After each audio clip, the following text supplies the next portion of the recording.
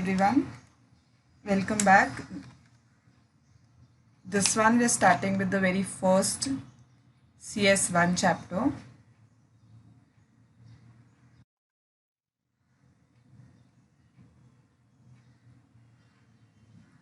CS1 chapter 1, the name as you can see is probability distribution. So before we jump to this chapter, just a quick revision of what we have covered so far because we will be using it very frequently in this particular chapter. We know the difference now between a discrete random variable and a continuous random variable. I have tried my best that in every lecture I emphasize on certain section where I'm only talking about the difference on how to identify if it's a discrete or a continuous. And the most basic difference between the two is going to be discrete, where you have finite and countable number of values, where the possible values can be separated with the help of comma and listed down. Continuous, you'll have some possible values in an infinite interval or range. Infinite possibilities within an interval or a range. So a range can be small, range can be as small as only 1 to 2. But even in that, if I'm allowing for every possibility within 1 to 2 is when I say you have an infinite sample space and hence a continuous random variable, because the possible values are on a continuous scale. There are no jumps, there are no gaps in between. So more so when you see diagrams, you've seen a few through R programming also and through certain theory sections also, that for a discrete distribution you have such gaps in between within the possible values with some frequency or frequency density. But for a continuous random variable, you're going to have a continuous freehand curve or a line graph that you see like in the right on the right hand side. The basic distinction, if you want to visualize, it's going to be something like this.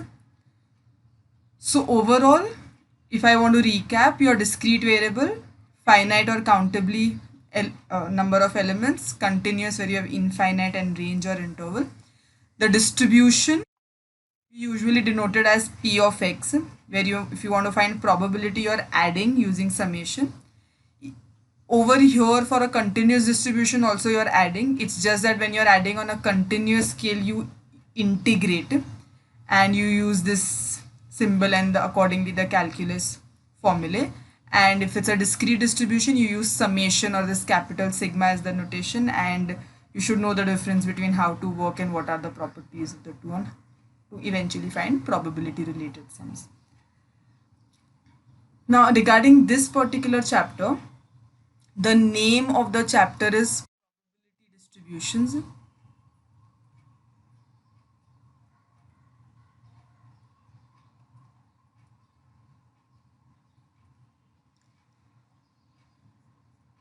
So you have a lot of standard probability distributions which are there in the syllabus of statistics. A lot of them, a lot of basic ones are covered in your CS1 syllabus.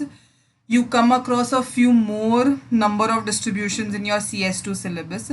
Combined CS1 and CS2 together also are not exhaustive in nature, meaning even if I pick all the distributions that I've studied in CS1 and CS2, still doesn't mean I've covered every distribution which is there in theory or in statistics world. But to just talk about our first chapter, we have a total of 17 distributions that we will be studying in this chapter,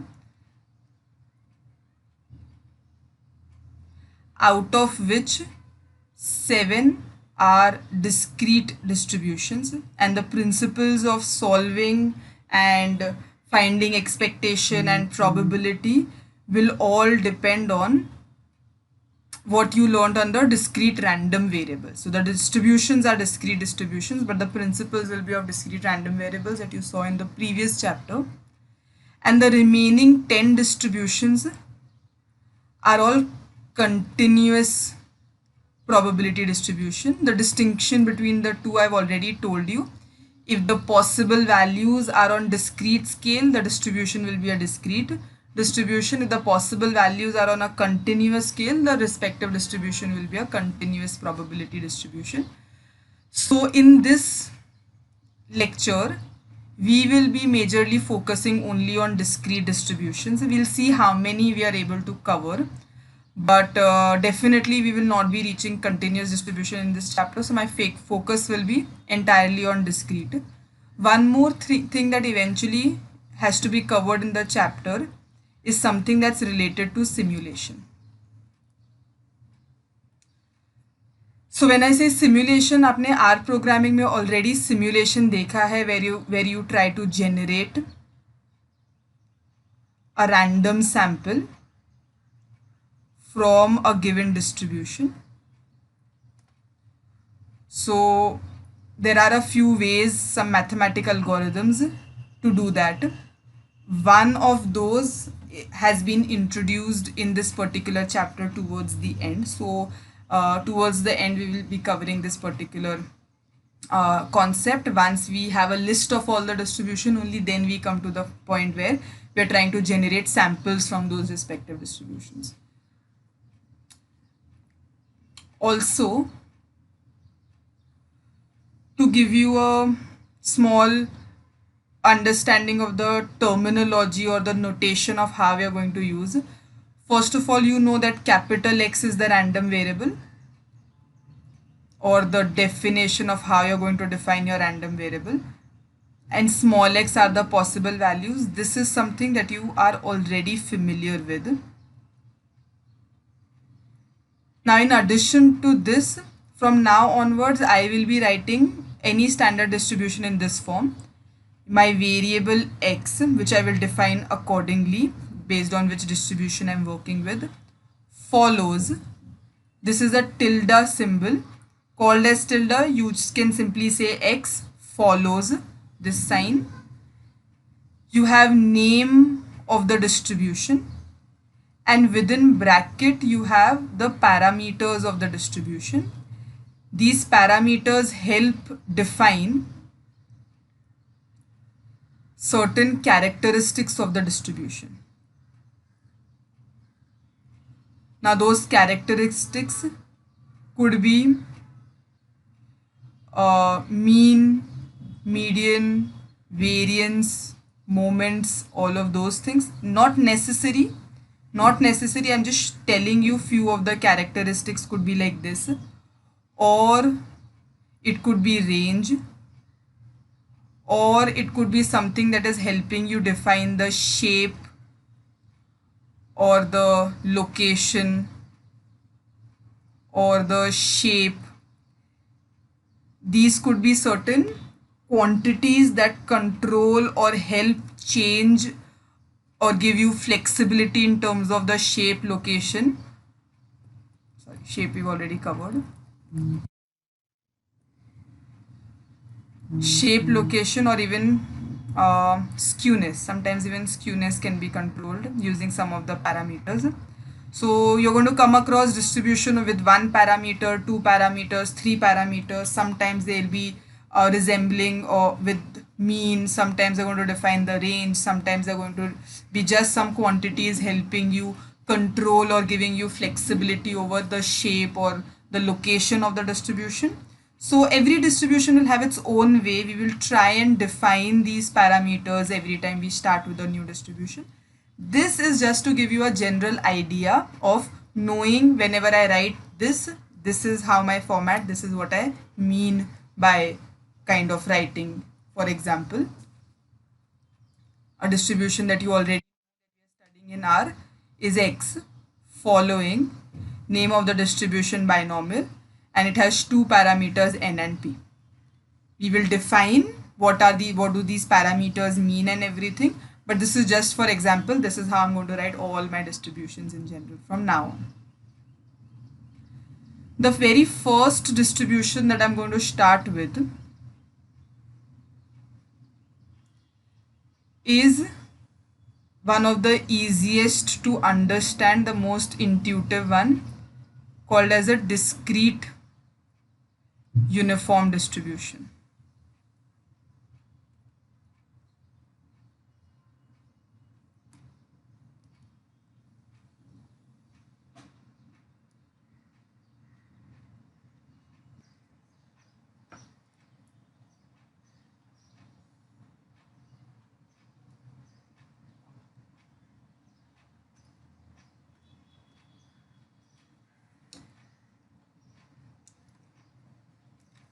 For a discrete uniform distribution, one thing that you can keep in mind is that for this distribution, all of your outcomes, so I'll write each outcome is equally likely.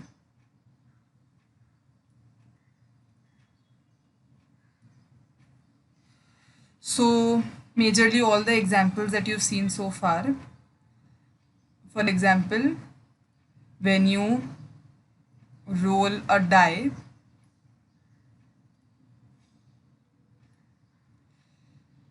and you have 6 possible outcomes, and each of these possible outcomes is equally likely, with the probability of each outcome equally divided. So since the total probability is 1, you equally divide that 1 into 6 parts, hence 1 by 6.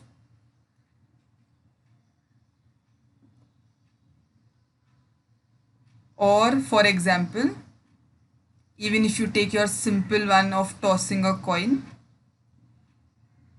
so unless there is some reason to believe that you have an unbiased coin, or some reason where you feel there are higher chances of getting a head or a tail as compared to the other one, in that case it's not going to be uniform. We're talking about the most simplest form, something where we don't have any reason to believe that why one outcome has a higher probability as compared to the other one. So again, if I am saying tossing a coin having 2 outcomes of head and tail, probability of each outcome in this case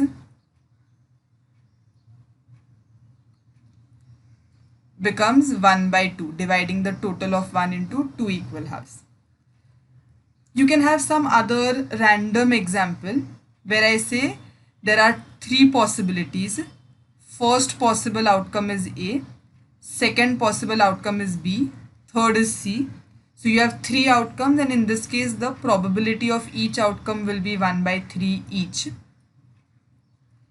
And if these are the only 3 outcomes, the total has to be 1. So depending on how many outcomes I have, I accordingly assign equal probabilities to each possibility.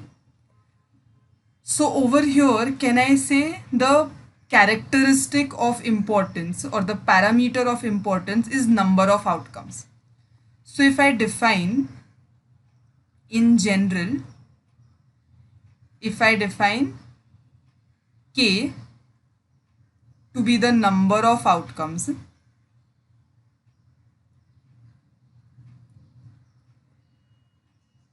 in that case, can I say over here K was 6, and probability that my random variable will take any one of these possible outcomes is 1 by 6. Here I had K taking value 2, and probability that my random variable will take any one of these possible outcomes is half. Similarly, if K is 3 here, probability distribution here for each outcomes becomes 1 by 3. So if I define in general, I say that the probability of observing any one of these K outcomes is 1 by K, where my X here can either be first outcome, second outcome, third outcome, and so on. Maximum I have a total of K number of outcomes. Now this 1, 2, 3, 4 here are representative in nature. For example, over here, if I say X takes values 1 and 2, 1 and 2 are representative of the first outcome and the second outcome. Over here, if I say X takes value 1, 2, 3, these 1, 2, 3 are representative that first outcome A, second outcome B, and third outcome C. So X over here is not taking the numeric value 1, 2, 3, not necessarily. These are representative of the outcomes that my underlying experiment has. So just to be clear on that, do not substitute X. X cannot be substituted anywhere, because X equal to 2 has no meaning in terms of its mathematical quantity too. X equal to 2 is just for representative sake that this is my second outcome, and irrespective of which outcome, the probability is 1 by k. Hence the distribution over here has no x term in it, because at no point I will try and substitute the value of x and then try and get different probabilities for different values that x is taking. So any uniform distribution that you come across, उसके PDF में कभी भी x का value substituted नहीं होगा, आपको इसके formula में कभी भी x दिखाई नहीं देगा, बिकॉज हर x के लिए probability same होगा. That's the whole concept of having a uniform distribution. Irrespective of which value x takes, the probability assigned to it will remain the same. It only depends on the number of outcomes. Hence I have my parameter, and therefore in general we write down a uniform distribution as x follows uniform distribution, hence u, and my parameter k. This is going to be how in general we write down for a uniform distribution.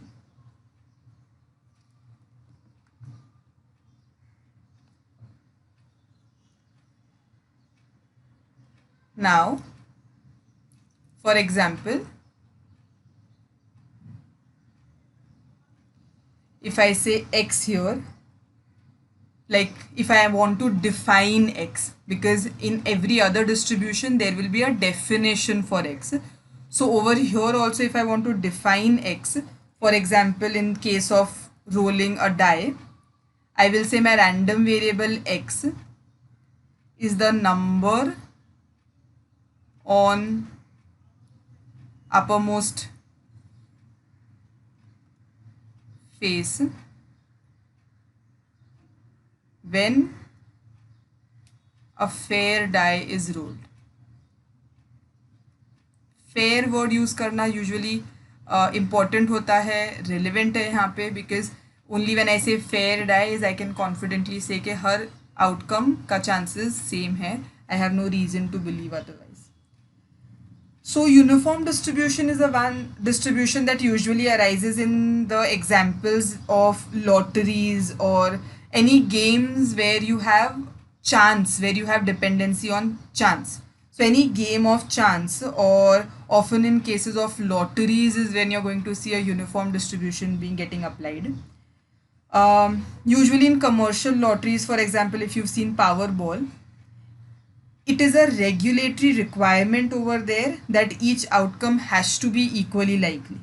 So in such standard situations, we can make use of such standard distribution, and that's the whole point of listing down these various several standard distribution. is eventually I want to identify कौन से situation में कौन सा best distribution अच्छे से fit हो सकता है, and accordingly if I have all the mathematics ready, that these are the parameters I'm supposed to know, these are the expectation, variance and everything, things become very easy. It gives you a good head start if you have prior knowledge of the respective distribution that you feel can be a good fit for a certain situation that you're working around. So like I said, for a Powerball, so in this case, so x takes values 1, 2, 3, 4, we're back to the example that we saw above. This was just so you understand how I can define a variable. Or like I said, if suppose I'm working with a Powerball game, where usually, if you all have seen, you have 45 balls. So if I define my random variable in this case as the Powerball drawn on a particular occasion,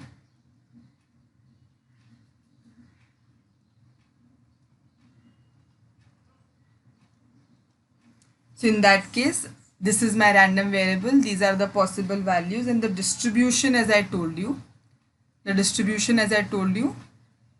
will be 1 by 45 for each possibility going from 1, 2, 3 up to 45. So my k here is 45, so I can say over here my capital X follows a uniform distribution with k taking value 45.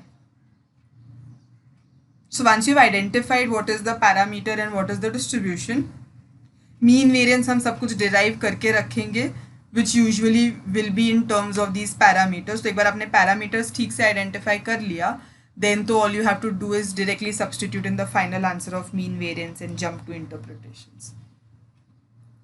So we will be performing mathematics for most of these distributions in terms of deriving mean, deriving variance and everything. तो हम कुछ distributions के लिए derive करेंगे. It will help you practice the whole concept also. But I don't have to teach you anything in terms of the calculation or the formula here, because it's the same of what you did in random variables chapter. For example, if I ask you to find mean of this distribution, so for a discrete distribution, I hope you know that expectation of x can be written as summation of x into probability. Hence, if I substitute probability, it is 1 by k for x taking values from 1 to k. So now if I want to simplify this, 1 by k being a constant comes out. If I substitute the values of x within the summation, I will have 1 plus 2 plus 3 till 45 in the Powerball example. In general, I'll keep it as k only here. So like this. And I hope you all know the formula that the sum of first n values, 1 plus 2 plus 3 till n, you have a direct formula for it, n into n plus 1 by 2. So since this is sum of first k values, I can directly write this as k into k plus 1 by 2. These k cancel each other out, and hence the formula for expectation here is k plus 1 by 2. Similarly, you can derive expectation of x square using the formula summation x square into px, and then variance of x by using the formula expectation x square e of x the whole square. So you should be trying this on your own, but I will be directly giving you the derivation of it right here, so that later on we are not picking it from different places and you're putting it in the book. For you to cross check, I'm putting the solution, but ensure you try things on your own first, and only when you are stuck or you want to cross check is when you move to the आगे का video here.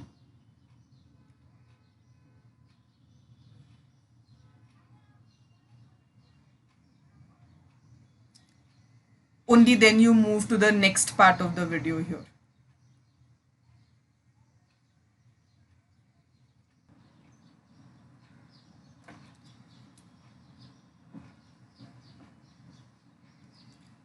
So this is the derivation for variance.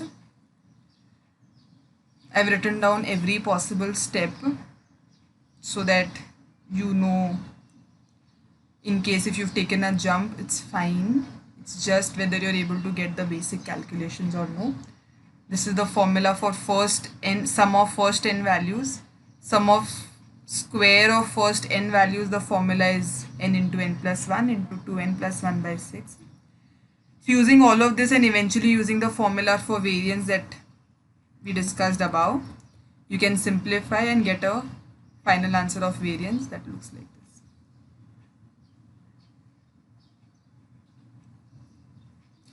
So to summarize, for x following a uniform distribution with parameter k, probability of x is given as 1 by k with k taking values x taking values 1 to k. Expectation of x is k plus 1 by 2. Variance of x is k square minus 1 by 12. One more thing that might come handy or helpful sometimes is the shape.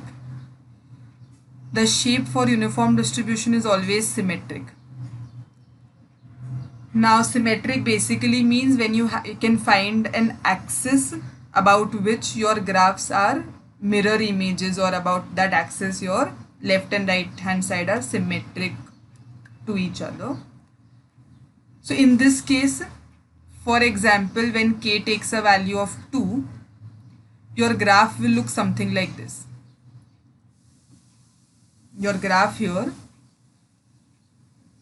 1, 2, and both of them will have equal probability. Somewhere here is your half.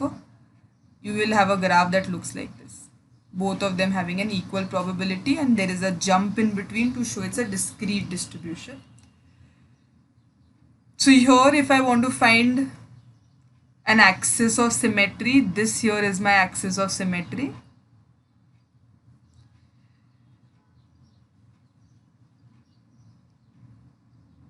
This is also the middle value. If I had to find median, this here will be my median. So as per this, my median is 1.5.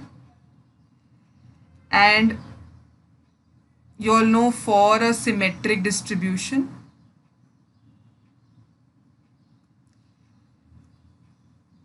mean, median and mode are supposed to be equal. At least theoretically they are supposed to be equal. So mean, the formula we've already derived. Mean is k plus 1 by 2. In this case k is 2, hence 3 by 2, which is 1.5. So you can clearly see that the middle value and the mean, they clash with each other. Mode for a uniform distribution doesn't exist, because mode means the value of x with highest probability.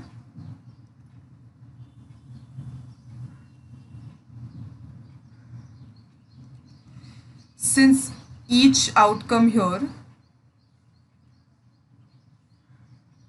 is equally likely, therefore there is no such distribution which has the highest probability of occurring. All have equal probability, and when all have equal probability, you're not going to say all are mode.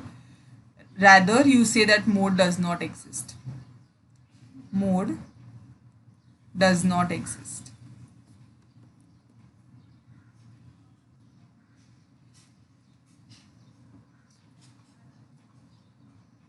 And other than the fact that mean will help you locate the middle of the entire range, of the entire possibility, mean does not have any predictive power. So usually expected value will give you what is it that you're expecting when you run an experiment. But over here, since all are equally likely, there is no such thing that I'm expecting that middle में 3.5 है तो 3.5 आना चाहिए. That is what I'm expecting. I'm expecting all, each possibility equally. So the expected and value that you get, the numeric value that you get, doesn't have any predictive power. It's just a quantity that will help you with the position and the location and everything. But in terms of some intuitive understanding of what that E of x is representing, it doesn't really help you with anything in terms of, because x is simply what is the uppermost face or what is the outcome. It is representative. It doesn't have a numeric quantity. So it will only represent the middle of your range, nothing else. You can't say that E of x 3.5 है, तो when I run this experiment तो मेरा answer 3.5 आना चाहिए. या in this case अगर मेरा mean 1.5 है, तो I am expecting when I run an experiment my outcome will be 1.5. No, I'm just saying my outcome will be either 1 or 2, equal chances, 50-50% chances. So do not get on in that direction. Uniform doesn't have a predictive power when it comes to mean and even the variance quantity, just the location. Otherwise खाली conceptually इतना ध्यान रखो, each possibility has equal chances. So I have no reason to believe that one will have a higher chance, or I am expecting one to be my outcome more than what I am expecting to my 2 to come as an outcome. So this is all about uniform distribution. In fact, this is more than that is required. इतना आपको अगर uniform distribution के बारे में आता है, it will be sufficient for you to tackle any kind of questions that are asked. So with this, I'd like to move to the next distribution. But before I do that, almost all the remaining discrete distributions that you have are defined in terms of something called as a Bernoulli trial. This Bernoulli trial is going to be the basic principle or fundamental principle of one of the distribution called as Bernoulli distribution, which in turn is going to be a fundamental or basic building block for a binomial distribution. But other than these two also, any other discrete distribution that I'm going to be defining, each one of them I will be defining in terms of something called as a Bernoulli trial. Now Bernoulli trial is basically used to model the outcomes of a simple event with only two possible outcomes,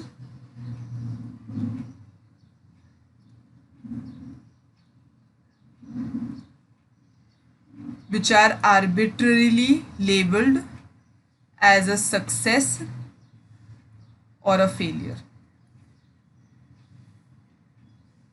So, in other words, Bernoulli trial is going to be a random process or a random procedure that can only have one of the two possible outcomes.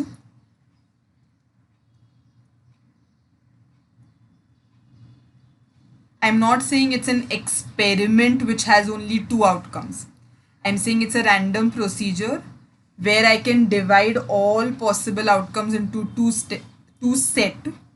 So one of the two possible outcomes which I'm going to arbitrarily label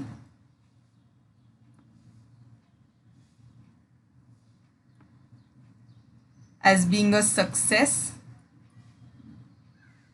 or being a failure. So while I'm giving you the definition, theoretically definition इतना important नहीं है. You don't have to memorize anything. That's just for your later reference. And when I say success and failure, I want to be very clear that I am not saying that there are two possible outcomes which are success and failure. I can say that there are two possible set of outcomes. One which can be labeled as success and the other one as failure. And the reason I'm saying arbitrarily labeled is because आप intuitive way में नहीं जाओगे कि according to me, if I'm saying I have a experiment where I have two possible outcomes, either pass or fail. So this can be referred to as being a Bernoulli procedure because it has two outcomes, either pass or fail. But which one I want to label as success is going to be completely my choice, or it depends on the experiment. I can easily label failure or failing the exam as the success and passing the exam as failure. मेरा मर्जी है मेरे को कैसे label करना है, depending upon suppose what I want to study is the failure rate and not the passing percentage. So अगर मेरे को study failure rate करना है तो failure is what I am looking for, failure is my objective and failure is what I am going to give my final answer in terms of that. So when I'm defining all the variables and fitting a distribution to it, I probably would want to keep label failing an exam as the success of the Bernoulli trial and passing the exam as the failure of the Bernoulli trial. Do not go with the intuitive meaning of the two. The labeling can be according to you or according to the question. So, for example, if you roll a die, now rolling a die,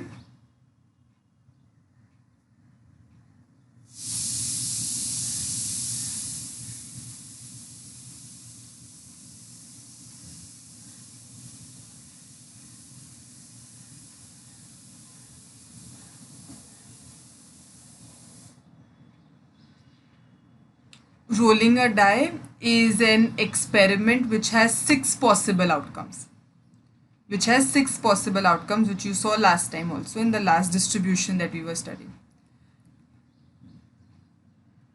But if I can divide these six possible outcomes into two sets, one which I can clearly define as my success and one as my failure, I can study it in the form of a Bernoulli trial. I can say success is either when I get a 1 or a 6, it's a success. Anything else is failure. Because success and failure are the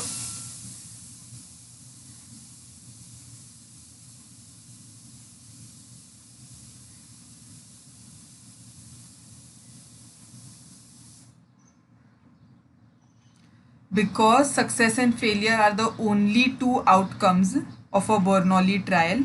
Success together with failure should give you your entire sample space. They have to be complements of each other. Success and failure here are complements of each other. So I just want to make it very clear that do not confuse the definition.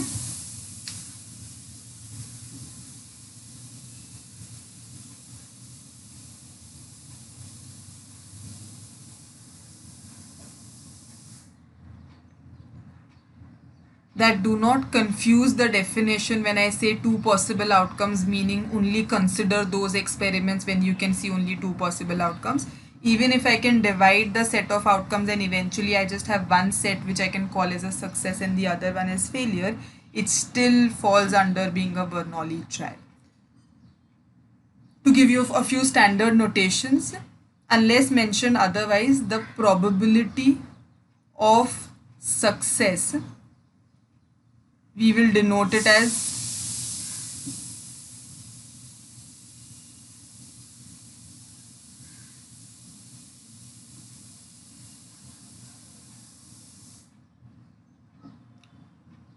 probability of success, we will denote it as P, and probability of failure, see, since they are complements of each other, it should be understood that it has to be 1 minus P. And this 1 minus P has a notation which is Q. And therefore, always P plus Q should give you a total of 1.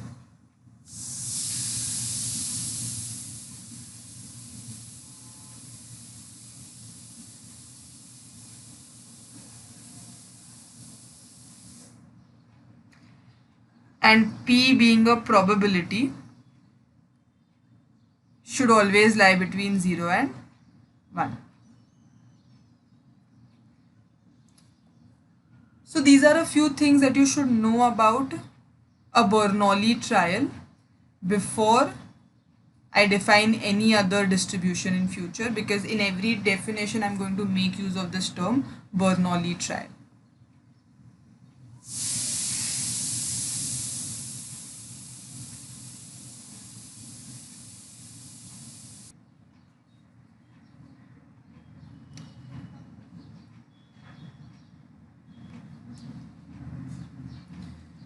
So let's now talk about the second distribution, which is a Bernoulli distribution.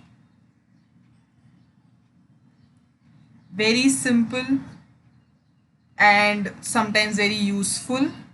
The reason being, like I told you, we are going to use this as the building blocks for our binomial distribution, which has wide applications.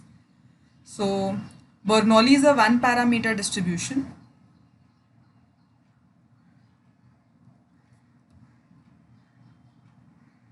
And that parameter here is P. P defines the probability of success in a Bernoulli trial.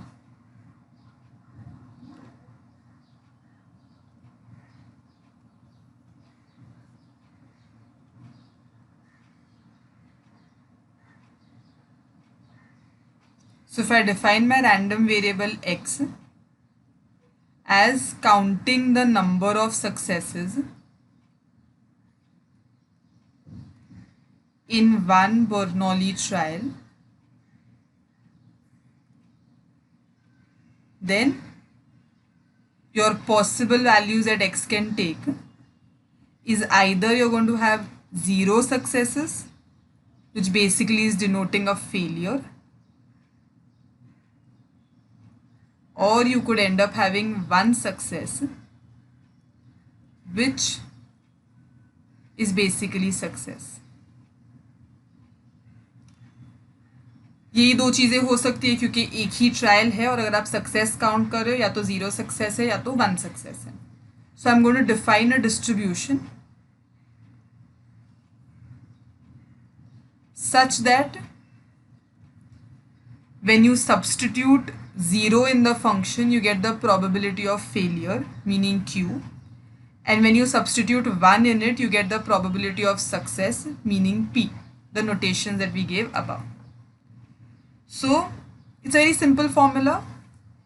It says that you will take the probability of success raised to the number of successes into probability of failure raised to number of failures. So if x is the number of successes, 1 minus x automatically becomes the number of failures.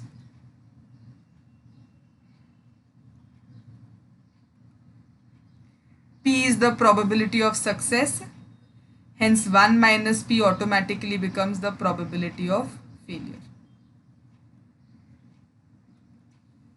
So you can also write down this PDF as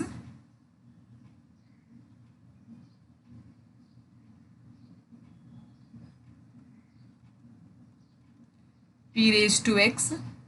1 minus P can also be written as Q raised to 1 minus x, where x can either take a value of 0 or it takes a value of 1.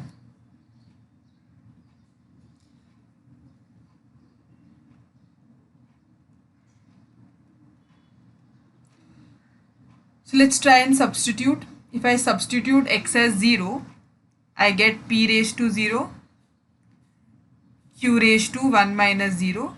It gives me Q, which you know is nothing but the probability of failure. Where 0, if you all remember, we denoted it as failure. And probability x equal to 1 is P raised to 1, Q raised to 1 minus 1 gives you P, which is nothing but probability of success. So everything falls very neatly in place.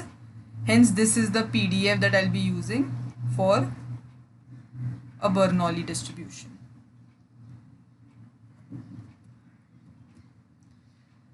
So once you are comfortable with this, next thing we're just going to quickly list down mean variance.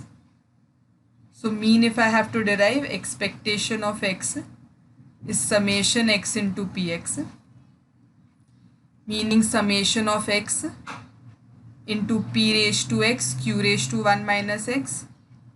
Since x is taking only 2 values, I will just quickly substitute those. When I put x as 0, the whole term becomes 0. And when I put x as 1, I have 1 times p raised to 1, q raised to 1 minus 1. Hence expectation of x is p. Now this one is intuitive. This one basically means that the expected number of successes is equals to whatever is the probability of success. Similarly, you know how to find variance, so you can take a pause and derive variance. I'm going to put the derivation here for you to cross check it.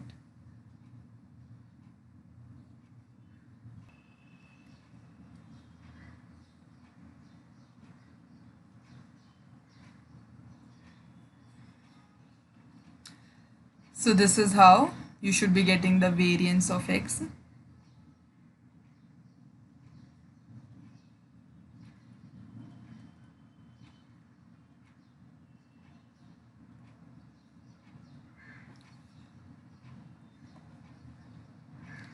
So just so that you know a few examples, I've just listed down a few examples for Bernoulli distribution here.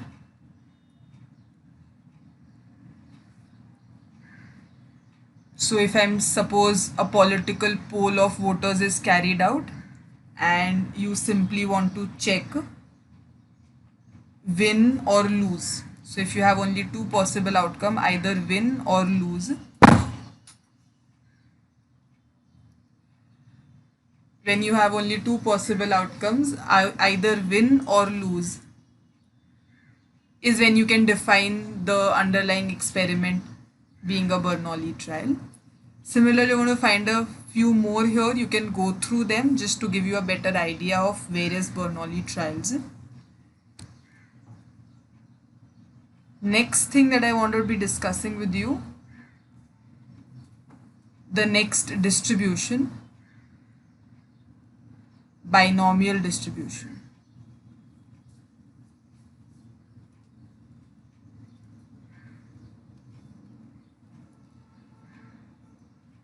So just for example, like I said, when you toss a coin, you have two outcomes, head or tail. You can define one of them as being your success, the other one being your failure. So if you toss the coin once and you count the number of success in that one toss, you have a Bernoulli distribution. If you're counting the number of success, suppose success is head, so counting the number of heads in one trial. So you say either you can get 0 or 1. 0 representing a failure, meaning you got a tail. 1 representing a success, meaning you got a head. This only, instead of counting the number of success in only one trial, if suppose I want to count the number of heads in 5 independent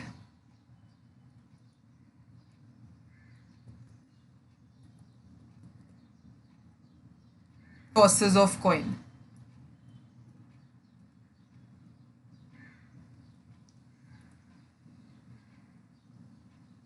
So in this, since I'm counting the number of success, each one of these independent toss is a Bernoulli trial.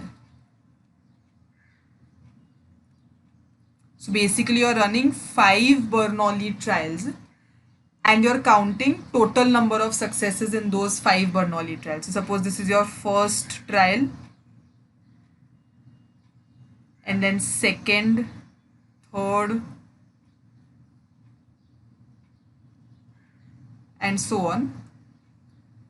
Suppose in your first trial you got 0 success, in the second trial you got 1 success, 0 success and 1 success. So if I want to count the total number of successes in this, you're simply going to add them up. And this total number of successes that you get, 3, is your binomial variable 3. When you're counting the number of successes together in these 5 independent trials is when you have a binomial variable. So there are two things that are playing a significant role here. First, how many trials, this count of how many Bernoulli trials. Second, each Bernoulli trial mein what is the probability of success. If I know these two things, I probably can figure out everything else. I can fit it into a standard distribution and take my calculations ahead. So Bernoulli distribution is considered as the building block of binomial distribution, because when you add Bernoulli distributions is when you get a binomial distribution variable. So in this case, can I say my possible values? I could say my minimum number of successes that I can get is still 0. I can still have all 5 tails and hence all 5 failures. Or I could get 1 success, 2 success and so on, a maximum of 5 successes. So now if I define in general n as number of Bernoulli trials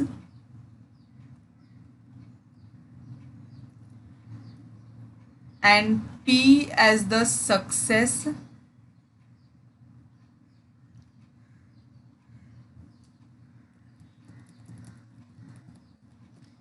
P as the probability of success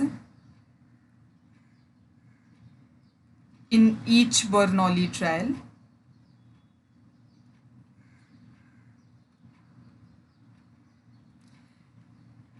and ensure that this P remains same in each trial. You can't have 5 Bernoulli trials and combining them into a binomial and then say that each trial had some different probability of success. I can't have first trial as head tail and second trial as rolling of a die. You say first trial mein success probability of getting a head was 50%, second trial mein getting a head is 30%. That is not allowed if you are working with the binomial distribution, if you want to work the standardized formula of the binomial distribution. So first thing, P remains same in each trial. Basically you have identical trials. Identical means the probability of success will remain same. And these trials are independent of each other. You have independent trials. So what I'm writing in bracket is something that you should know, but nothing that you have to kind of put it on paper. Most of the time they don't really ask any direct questions on explaining any of this. So now based on these definitions, I can define my Bernoulli random variable x as number of successes in n independent and identical Bernoulli trials.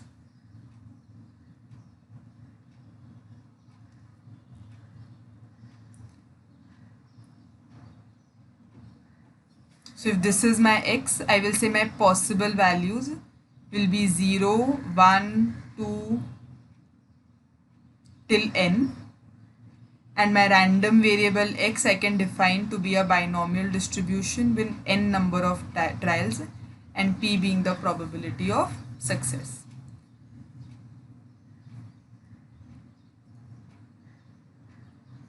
The probability distribution for this, again like Bernoulli only, if you have x as number of successes, then n minus x are the number of failures. And if p is the probability of success in each trial, then 1 minus p, which is q, is the probability of failure. So using very similar definition, you have probability of success raised to number of successes. You have probability of failure raised to number of failures. But unlike last time, you also have one more factor here. If I say, for example, what is the probability of getting 2 success out of 5 toss of coin? Same example, defining my success as head. So if I am trying to find what is the probability that I will get 2 successes, so these are my 5 trials. One possible combination in which I can get 2 successes is I get 2 heads right here and all remaining are failure. Or I can have 1 success here, 1 success here and remaining 3 failures here. Or I can have 2 successes here So I'm not going in any specific order. I am just saying and so on. There are so many different ways of getting 2 successes in 5 out of 5 trials. So the number of ways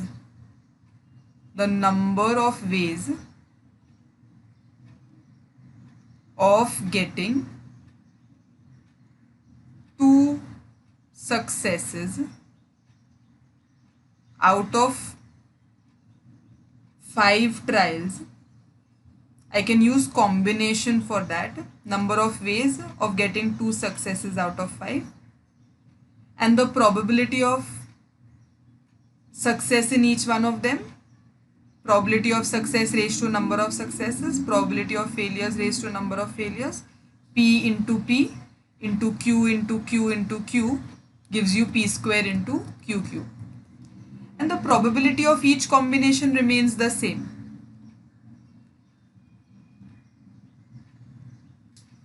The only thing is these are either or. Either this will happen or this will happen or this will happen and so on.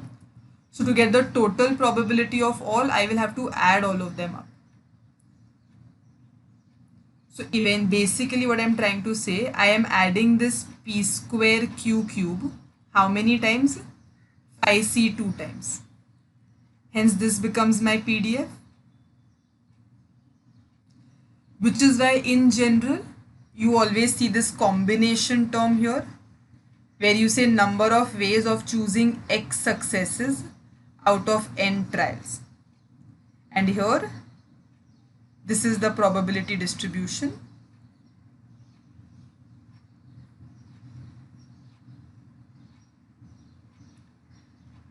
And the range, as you already know, goes from 0, 1, 2 up to N. And here, if I substitute N equals to 1 in binomial distribution, then what you get is a Bernoulli distribution with parameter P. Or you're simply adding Bernoulli distribution N times to get a binomial distribution with parameter N and P. So considering these things in mind, the easiest way of getting expected number of successes is basically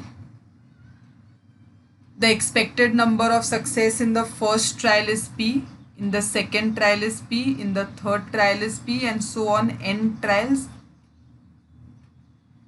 And therefore expected value of X is NP, or expected value